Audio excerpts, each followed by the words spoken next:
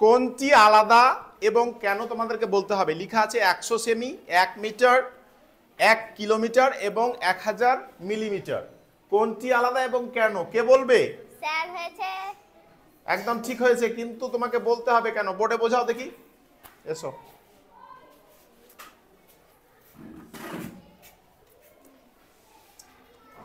আগে যে এটা হচ্ছে 100 সেমি, এটা 1 মিটার, এটা 1 কিমি, এটা 1000 মিমি।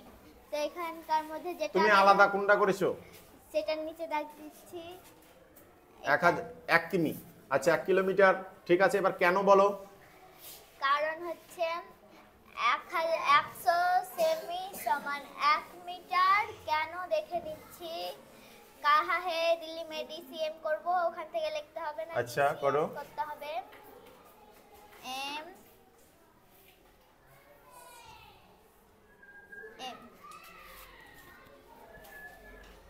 এবারকার ছোট একক থেকে এবারকার দেখে নি সেমি আছে, সেমি থেকে মিতে যাব, মিলিমিটারে দু ঘর।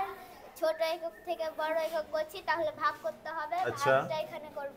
2 ঘরের জন্য 100।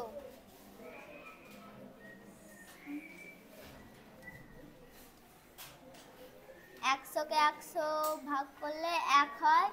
তো 100 সেমিকে 100 সেমি সমান 1 মিটার। Very good. এবারকার 1000 মিমি সমান 1 মিটার। কি করে এখানে তো আবার মিমিকে সে মিলিমিটার করতে হবে। তাহলে কত? মিমিকে মিলিমিটার, মিটার। মিটার, ওকে। হ্যাঁ 1 2 3 3 ঘরের জন্য 1000 নেব। আচ্ছা এবার ছোট একক থেকে বড় একক করছে, তাহলে ভাগ করতে হবে। ওকে।